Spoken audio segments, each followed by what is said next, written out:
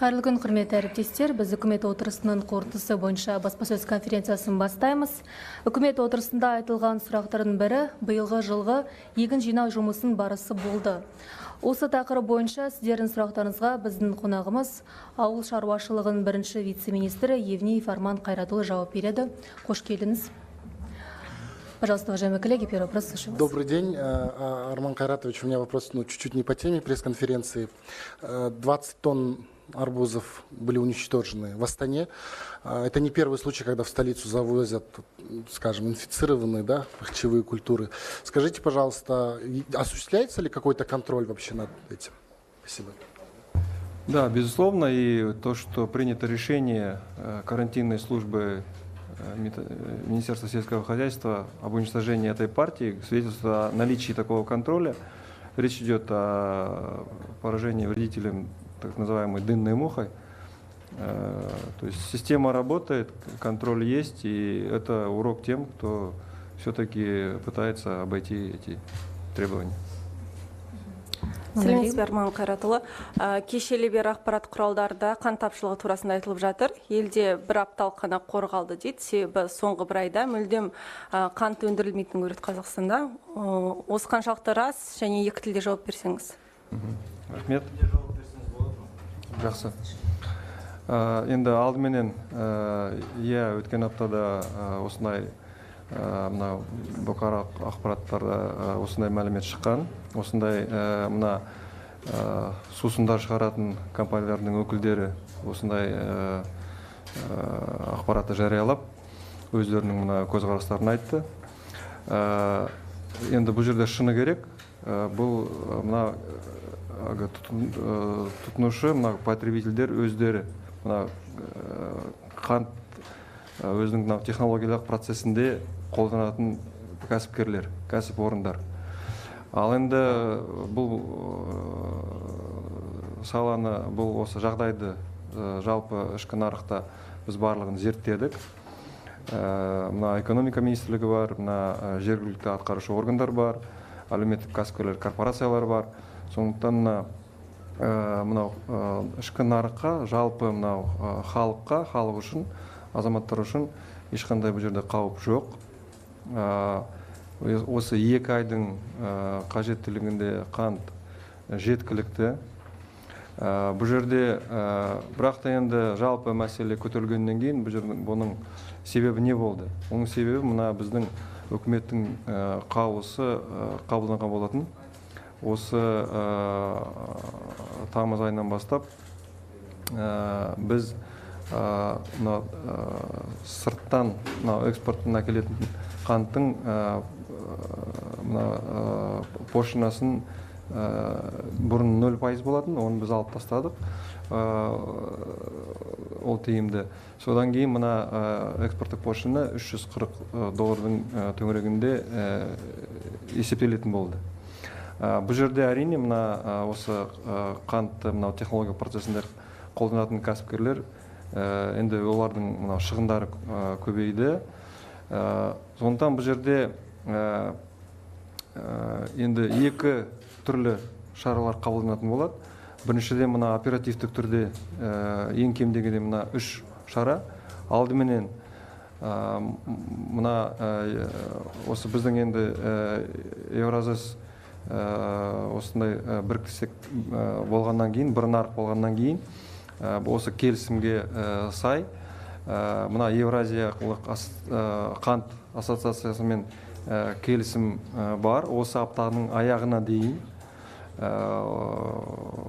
осы біздің Қазақстан нарығына қажетті көлемінде қантты сатуға олардың мүмкіншіліктері де бар. Арнайы сол үшін мына келісім шарттарды жасауға осы аптаның аяғына дейін келетін болады. Екіншіден, біздің мына осы үкіметтің қаулысы қабылданған кезде мынау шекараны өткен, бірақ растаможкадан өтпеген қант көлемі бар. Оның көлемі 10.000 тоннадай. Сол 10.000 тонна осы мына кәсіп орындардағы соны үкімет отырысында осы мәселе үкімет деңгейінде талқыланды. Соны арнайы шешім қабылдап, оған рұқсат беріледі. Оны мына бұрынғы шарттарға сай осы кедергісіз растаможканы жасау. Үшіншіден, манағы біздің әлеуметтік кәсіпкерлік корпорацияларда олардың қажетті көлемінде өздерін ұстап, тұрақтандыру қорларының көлемінде қант, енді әр қаланың, әр әлеуметтік кәсіпкерлік корпорациясының көлемін біз есептедік. Кейбіреулерінде қант бар, кейбіреулерінде нақты дайын тұрған қаражат бар, ақша бар, оны сатып алатығын. Сондықтан осы міне алғашқы осы үш шара, ол енді мына оперативтік шара болатын болса, қосымша бұл біз жүйелі түрде. Жалпы осы үкімет қаулысы не үшін қабылданды? Ол мына біздің ауылшаруашылық саласында, осы қант саласын толық біздің ішкі сұранысын қамтамасыз етуге толық мүмкіншілік бар. Сол үшін мына өздеріңізге мәлім, биыл үкіметтің шешімімен мемлекеттік ауылшаруашылық саласын дамыту бағдарламасына өзгерістер енгізілді. Осы бағдарламасының аясында қазіргі жағдайда міне осы біздің кәсіпкерлермен бірге, кәсіподақтармен бірге нақты салалық, осы қант саласын дамыту салалық бағдарлама жасалынып жатыр. Сондықтан осы жүйелі инструменттері бар, шаралар бар, соның барлығы қарастырылып жатыр. Сондықтан бұл осы үкімет қаулысында, осы шешімді біздің ішкі нарықта өзіміздің отанымыздың тауар өндірушілеріне үлкен осындай қолдау ретінде де, оларға мүмкіншілік ретінде де осы саланы дамытуға жол ашып беріп отыр. Что касается сахара, да, представителями компаний, использующих в своем производстве своей конечной продукции, представителями этих компаний было сделано заявление на прошлой неделе о недостатке, о дефиците сахара, где говорилось, используются такие слова, как потребители, но в качестве потребителей эти компании имели в виду прежде всего себя, поскольку они используют для производства различных соков, там, кока-колы, там, напитков, лимонадов и так далее, сахар. Здесь население должно быть спокойно, потому что, во-первых, у нас есть расчеты по балансу, по наличию сахара, по экспорту и импорту. Например, то, что у нас рынок производства растет, свидетельствует тот показатель, что мы буквально в 2011 году, если мы собственное производство сахара из сахарной свеклы у нас было 200 тысяч тонн, то в этом году мы планируем уже более 460 тысяч тонн переработать. То есть растет отечественное производство. Но, тем не менее, что явилось причиной вот этой ситуации? Было летом принято постановление правительства. С августа правительство пошло в рамках наших договоренностей, в рамках Евразес с нашими партнерами о том, что мы отменяем беспошлинный ввоз тростникового сахара в Казахстан из третьих стран. Теперь, то есть это означает, что теперь на эти партии будет пошлина в размере $340. Да, это удорожание. Вот. Для чего была эта мера принята? Прежде всего для развития отечественного производства. Потенциал у нас есть, земля есть, товаропроизводители, умеющие производить, есть, вода, все необходимое для этого есть. Нужно создать условия, чтобы было выгодно этим заниматься. Поэтому сейчас в рамках системных мер, в рамках принятой и актуализированной в этом году государственной программы разрабатывается отраслевая программа по развитию сахарной отрасли. Кроме того, на уровне правительства обсужден и реализуется комплекс оперативных мер Я назову 3 из них. Это, во-первых, есть договоренность с Евразийской сахарной ассоциацией. До конца этой недели они прибывают в Казахстан для того, чтобы подтвердить и закрепить это соответствующими договорами, объемы, свою возможность поставлять сахар.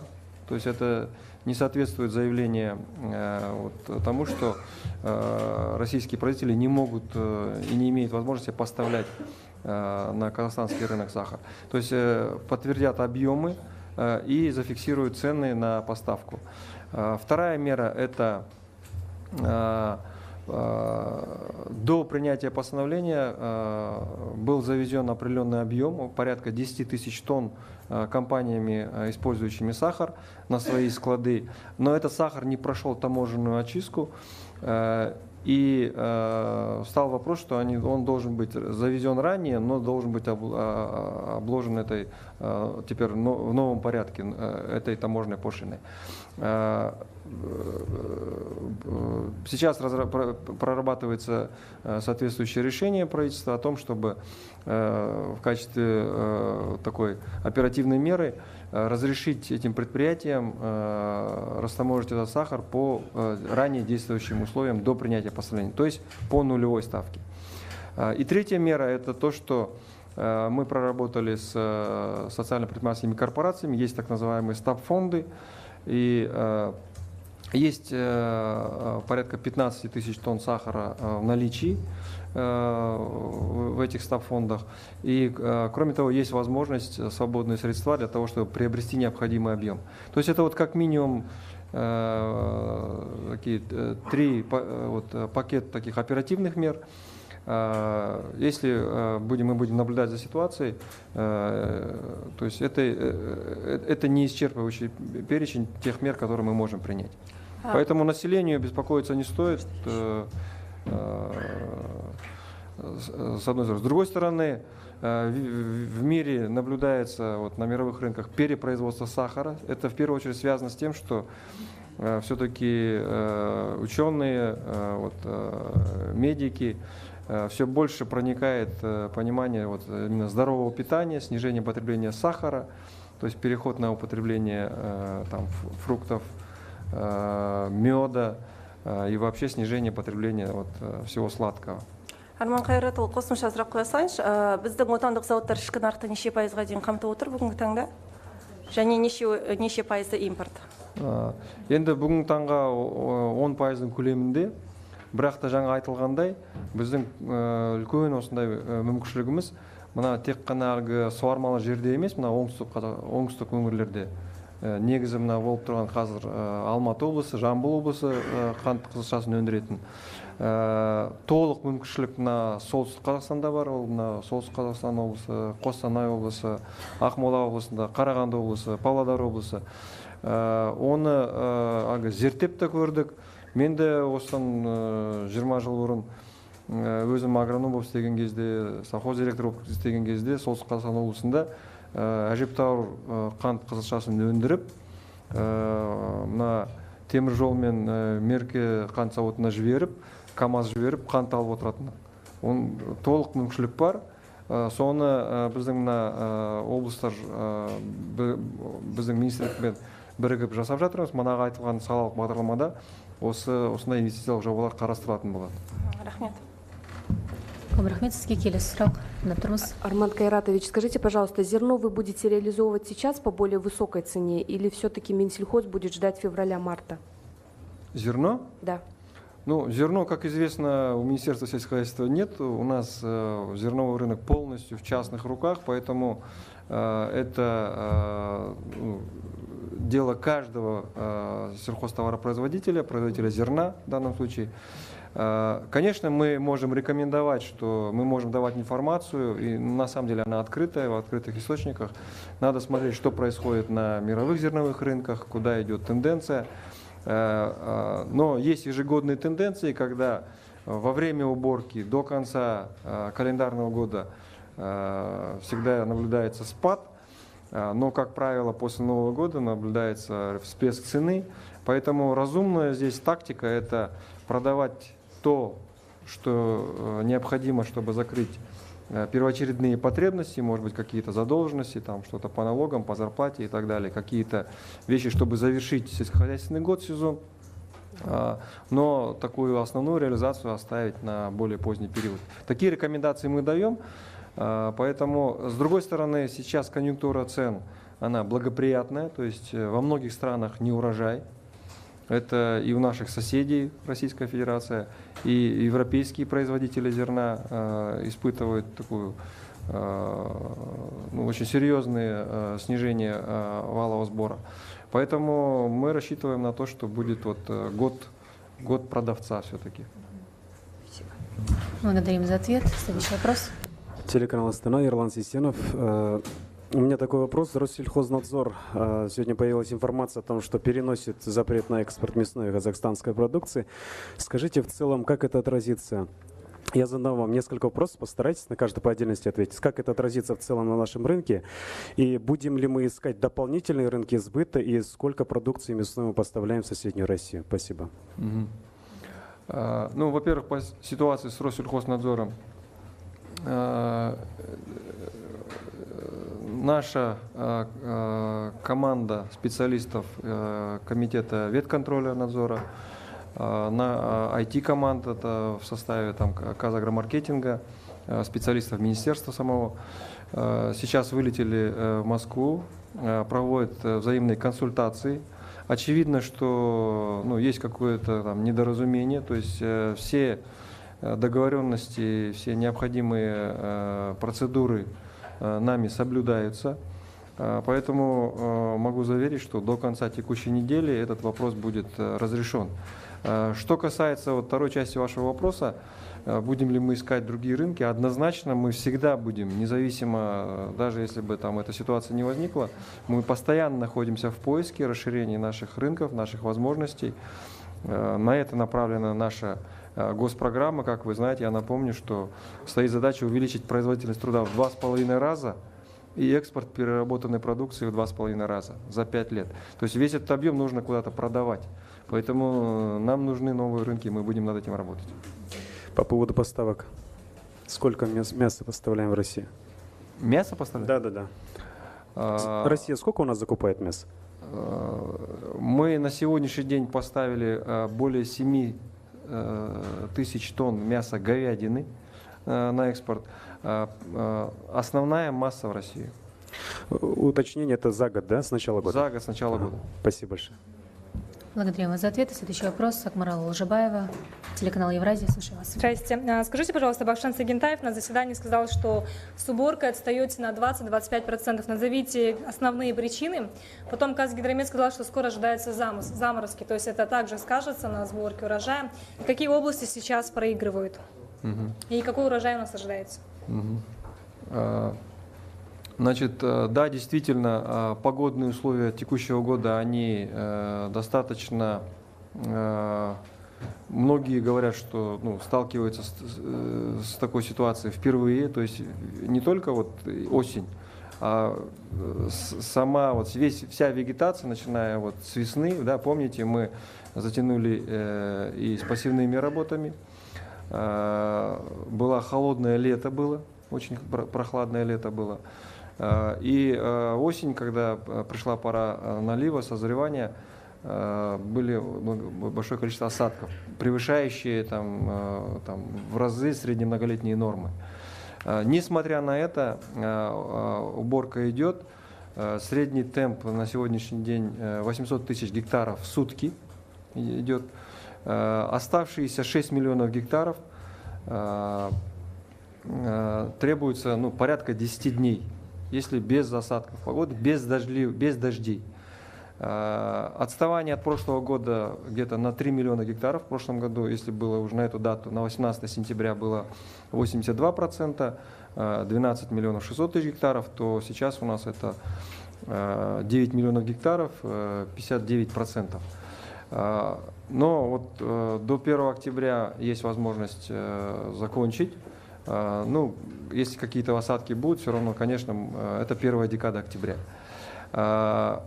По заморозкам. Если не будет вот осадка в виде дождя, то заморозки вот теперь на этом этапе они уже не страшны, потому что зерно сформировано, влажность уже прошла фаза молочно-восковоспелости, она прошла тогда, когда еще была какая-то угроза, что будет зерно там морозобойное или там поврежденное. Поэтому сейчас нам нужно просто, чтобы убрать. В свое время там были годы, когда именно позволяло вот собрать урожай именно то, что наступление именно морозов, потому что влага точно так же, как и в положительных температурах, так и в отрицательных температурах влага тоже уходит. В этом смысле заморозков бояться не стоит. Что касается качественных параметров, качество идет неплохое. 78% всего зерна, поступившего на элеваторы, проходит третьим, есть даже второй класс. Это немного даже лучше, этот показатель даже немного лучше, чем в прошлом году. Поэтому есть все возможности как бы собрать качественный, хороший урожай и обеспечить экспортный потенциал в объеме порядка 9 миллионов тонн. Скажите, какие области запаздывают с урожаем, со сборкой? Ну, традиционно сейчас наше все внимание сконцентрировано на 3 зерновых региона. Это Акмолинская, Кустанайская, Северо-Казахстанская области. Это основной зерновой клин. В других регионах, как правило, идет на уровне прошлого года, поэтому отставание в этих 3 регионах. Благодарим за ответ. Следующий вопрос. Представьте. Агентство РИА Новости, Юлия Кислицына. У меня вопрос в продолжение вопроса моего коллеги по ситуации с Россией. Вы сказали, что это недоразумение какое-то возникло. Все-таки объясните, почему? Потому что нам такие требования и такой ультиматум ставит Российская Федерация. Возможно, это какая-то затянувшаяся история. То есть почему она вообще возникла, да, такое недоразумение? И второй вопрос по льготам на ввоз сахара. В июле министр национальной экономики Сулейменов говорил, что мы сохраняем все льготы на ввоз сахара из третьих стран, которые просили отменить коллеги по ЕАЭС. Сейчас вы говорите, что льготы отменены. Все-таки это какие-то разные льготы. Тоже проясните, пожалуйста, ситуацию. Спасибо. По Россельхознадзору я бы считаю, что ранее высказанный комментарий достаточно, поскольку сейчас идет работа, наши люди там. Думаю, что до конца недели это мы разберемся, потому что я думаю, что эту конференцию наблюдают и российские коллеги, и не хотел бы там какие-то вещи там выносить на всеобщее обсуждение. Пусть разберутся между собой. Что касается сахара, как уже было сказано, здесь идет баланс интересов. С одной стороны, правительство должно обеспечить потребности населения. И в этом смысле нужно стремиться к нулевой пошлине, которая и была до принятия.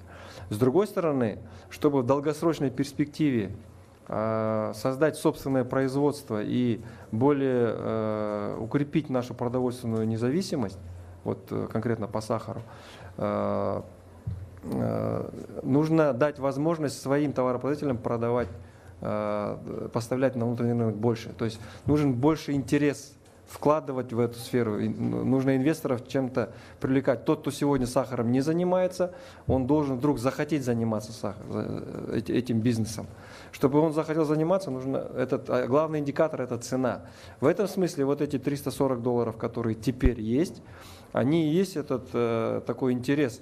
Получается, сюда из третьих стран сахар попадает с этой пошлиной. В рамках внутри Евразес, то есть если это российский, белорусский сахар, то он попадает без пошлины. То есть здесь как бы вот взаимный интерес совпадает. Да, вот этот баланс, поэтому мы рассчитываем, что это будет вот серьезным толчком для отечественных предпринимателей заняться вот таким именно производством сырья для производства сахара. То есть конкретно в нашей зоне это сахарная свекла.